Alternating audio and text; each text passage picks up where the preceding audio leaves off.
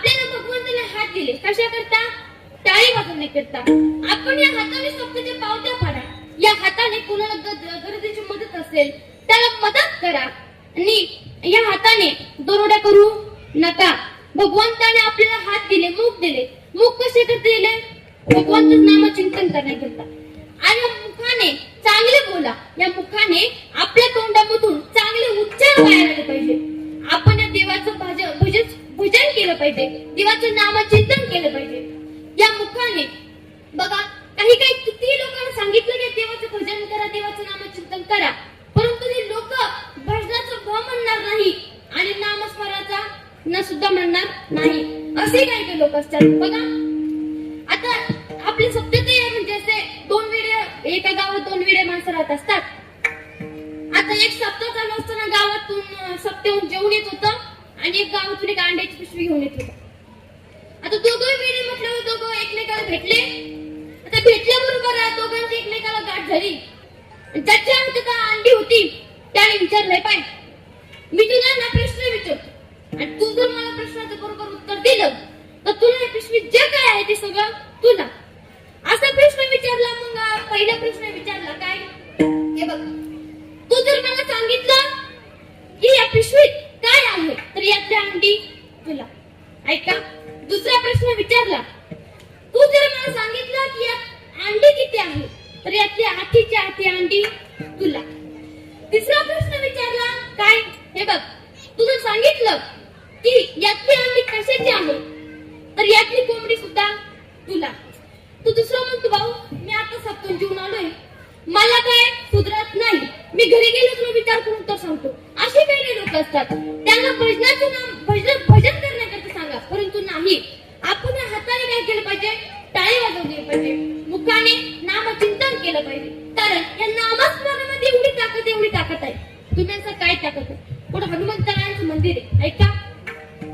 एवढी ताकद आहे नामस्मरणामध्ये.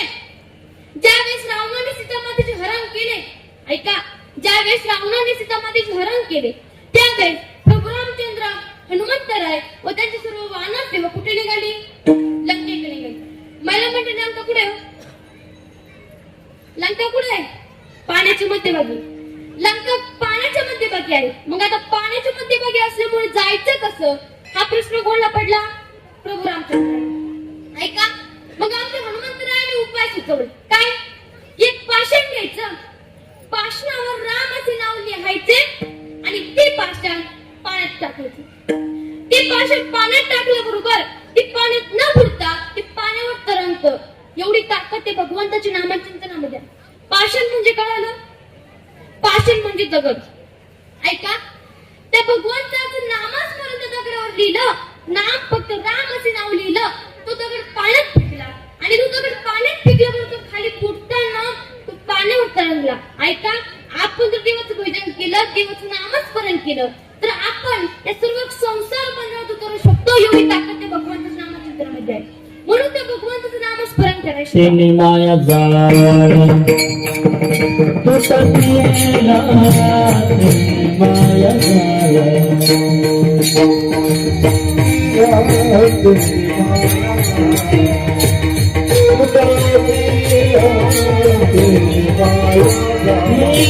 हरे हरे तुम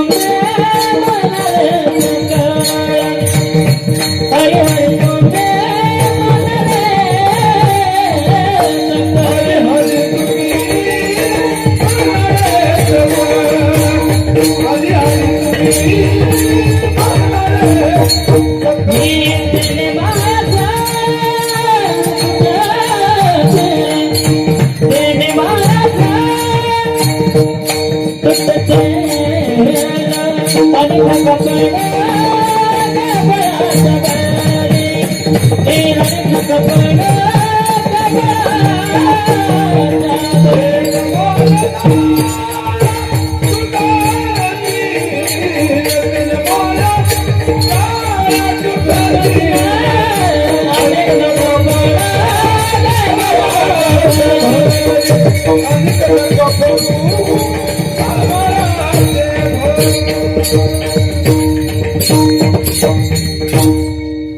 भगवंताचं नामचिंतन करा. महिला मंडळ, आपण या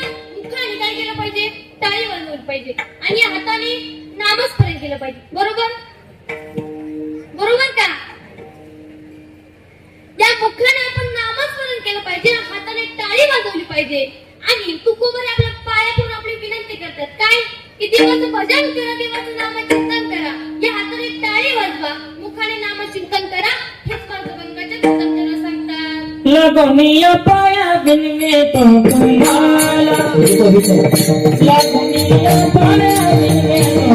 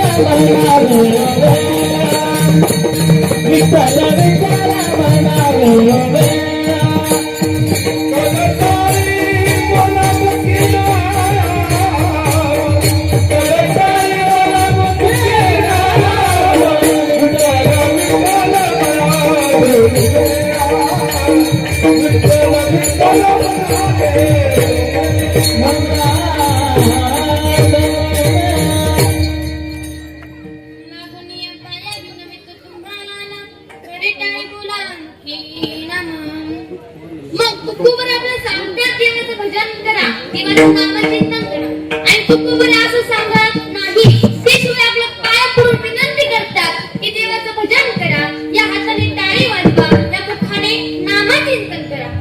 आपल्या मुखामध्ये सदा विठ्ठल विठ्ठल हे भजन असलं पाहिजे.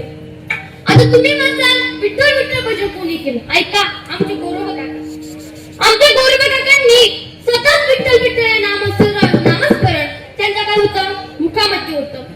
ऐका, त्यांचा व्यवसाय म्हणजे मडकी बनवणे, त्यांचा व्यवसाय हा मडकी बनवण्याचा होता. आणि ते त्यांचा व्यवसाय असा जास्त पैसे कमवणे यात याने त्या म्हणजे त्या धैर्याने त्यांनी काही केलं नव्हतं.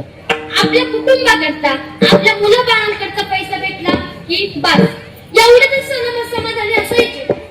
आणि त्यांचा व्यवसाय म्हणजे मडके बनवणे, आणि मडके बनवायला लागले त्यांचा नित्याचा क्रम काय की देवाचं भजन सुरू. आता एक दिवस ऐका, आमच्या गुरुबा काकांनी असं चिखल केला आणि त्या चिखलात पाणी घातलं आणि पायाने तुडू लागले. त्याचा एक जीव करण्याकरता पायाने तुडू लागले.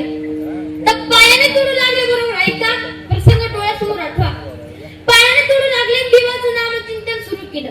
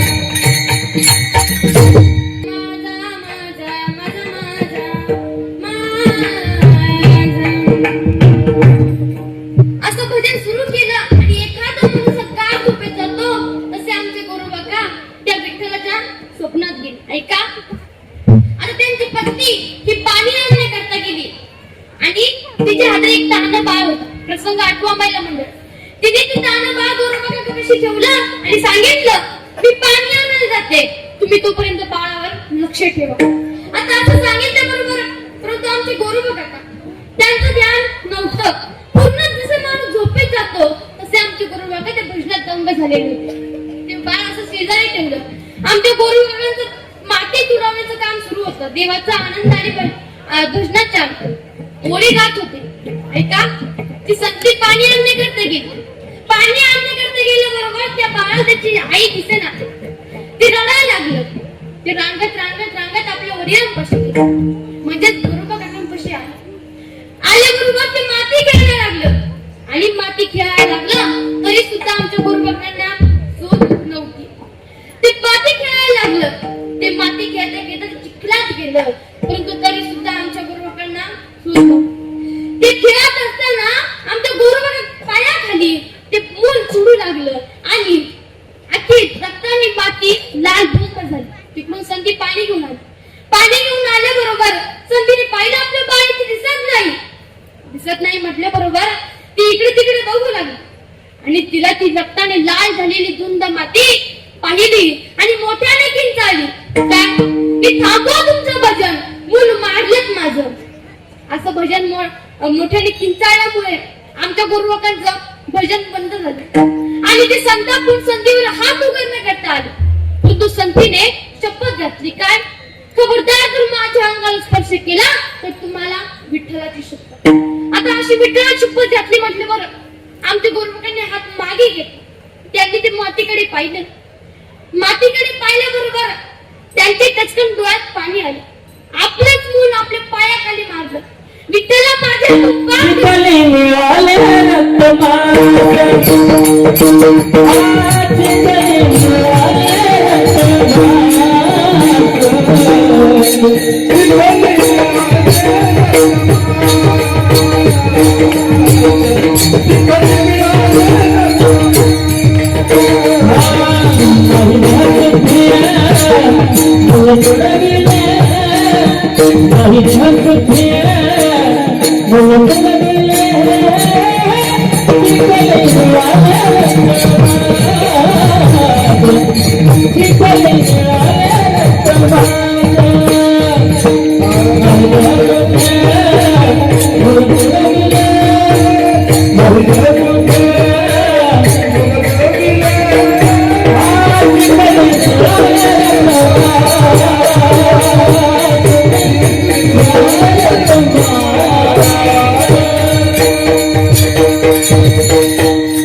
आमच्या गोरोबाकांनी टचकन डोळ्यात पाणी आलं.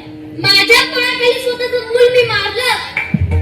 विठ्ठला म्हणा, विठ्ठला मी माझ्या आयुष्यात कधीही माफ करू शकत नाही.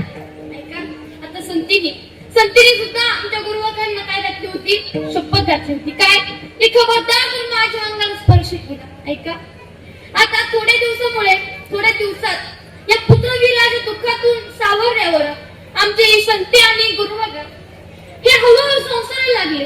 परंतु आता मूल गेलं म्हटल्याबरोबर यांचे काय त्याला दुःख वाटत होते. म्हणून आमच्या गोरोबा काकांनी संतीला यांच्या काही दिवसांकडे वडिलांकडे पाठवलं, म्हणजे माहेरी पाठवलं. माहेरी पाठवल्याबरोबर तिकडे त्यांचे वडील सुद्धा थकले.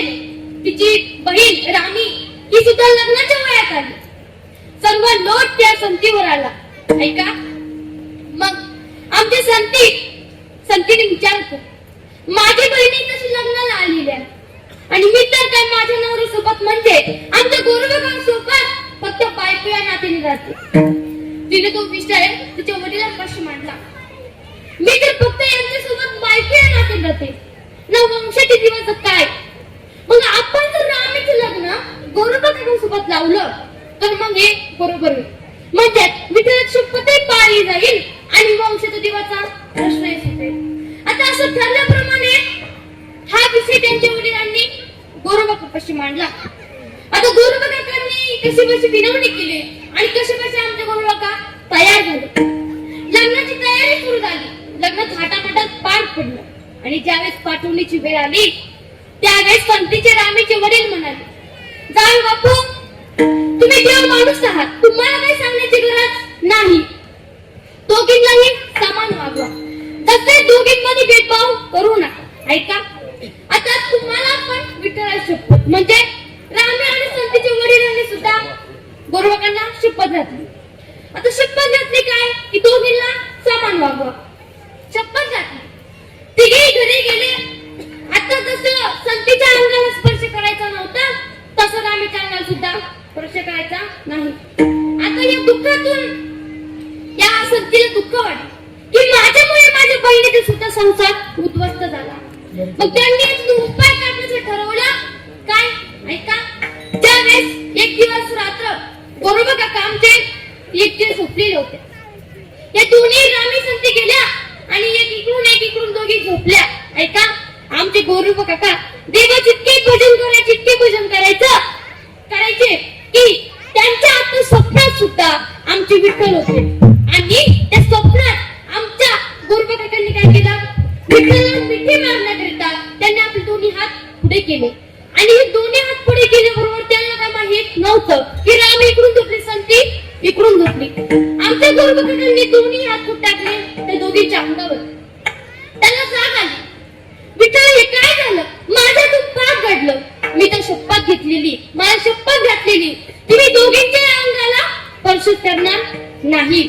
आमचे गोरोबा काका संतांहून बाहेर गेले, लाकडं तोडण्याची कुऱ्हाड घेतली, सपासप दोन्ही हात आपले कापून टाकले. ऐका, दोन्ही हात सपासप कापून टाकल्याबरोबर रामी संती बाहेर आले, मोठ्याने किंचाळल्या आणि जागेवर बेशुद्ध झाले.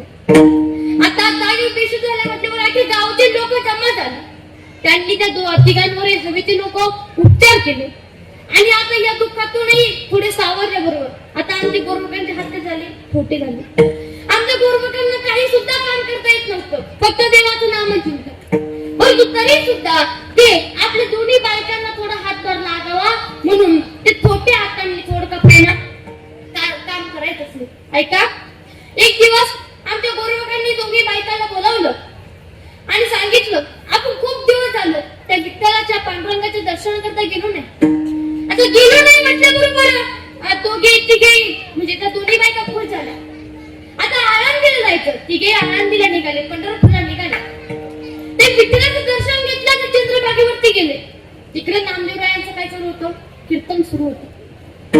नामदेवराय सांगत होते देवाचं भजन करा, देवाचं नामचिंतन करा, देवाचं नाम आपल्या मुखांमध्ये ठेवा आणि एकदा सर्वांनी हात वरती करा आणि देवाचं भजन करा.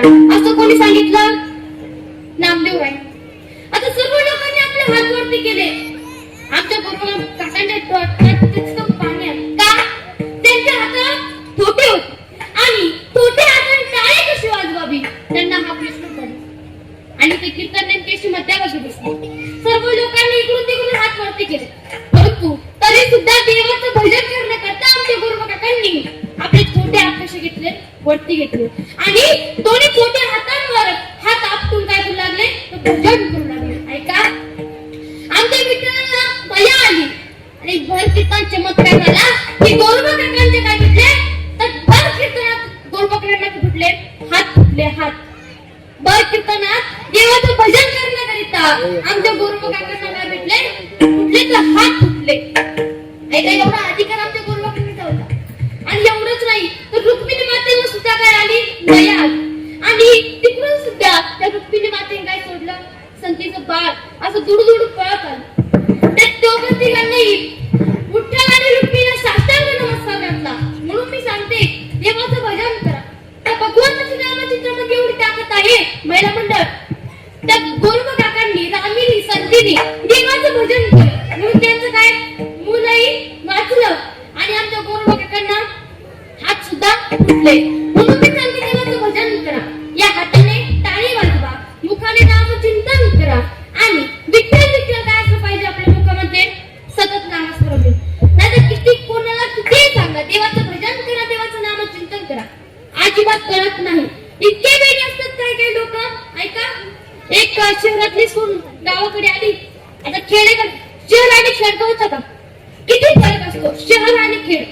शहरातली खेड्यात बाई आली, सून आली आणि सून आल्याबरोबर सकाळ झाली. सकाळ झाल्यावर ऐका, सासूबाई म्हणाली, सूनबाई जायचे म्हशीला वैरण टाकून.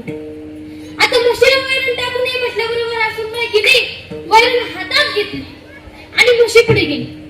म्हशीच्या तोंडाला आला होता फेस.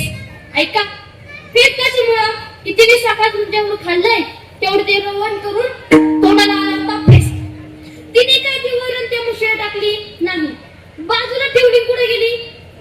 सासूबाईकडे. सासूबाई म्हणाली, का ग लय लवकर आली, वैरण टाकलीच का? सुनबाई म्हणाली, नाही हो सासूबाई थांबा. त्यावेळेस सासूबाई म्हणाली, अगं काय थांबा, ते म्हशीला भूक लागली असेल, तिला वैरण टाकू नये. ती म्हणते, अहो सासूबाई थांबा, म्हैस अजून ब्रशच करते. ऐका, म्हणजे कोणाला काही कळत नाही, एवढे वेडे लोक असतात आणि यांच्या वेड्यांच्या नादाला लागून. ऐका, आपलं देवाचं भजन सोडायचं नाही, त्यांच्यासारखे वेड व्हायचंय तुम्हाला तर नाही. आपण देवाचं भजन केलं पाहिजे, देवाचं नामस्मरण केलं पाहिजे. विठ्ठल विठ्ठल हे सतत काय असं पाहिजे, मुखामध्ये नामस्मरण असं पाहिजे. कारण महिला मंडळ हा सुख सोहळा स्वर्गात सुद्धा नाही.